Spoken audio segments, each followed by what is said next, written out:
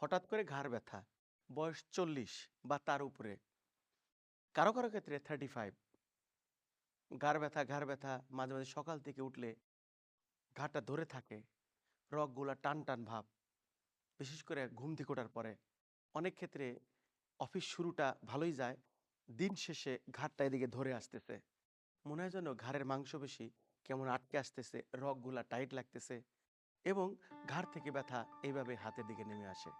Doctor দেখাতে, দেখাতে চিন্তা করতে, করতেই ধরে নেন মোটামুটি ৬ মাস চলে গেল, ৩ মাস চলে গেল।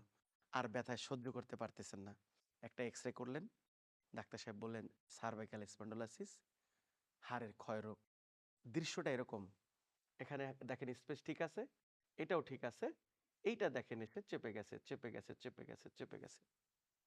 ইমপ্যাক্টটা কি? ঘাড়ের ব্যথা ২ দিকে হতে পারে। পিঠের দিকে নামতে পারে, ব্যথা হাতের দিকে নামতে পারে। হাতে ঝিনঝিন ভার অবশ। কি করবেন? আমাকে ফলো করুন, এটাই যথেষ্ট। হাতটা এরকম করে এরকম মুট করুন। একটা হাত এখানে রাখুন, আরেকটা হাত এখানে রাখুন। রেখে সোজা দাঁড়ান। চিনটা ডাউন জোরে চাপ দেন এভাবে। ২০ সেকেন্ড ধরে রাখুন।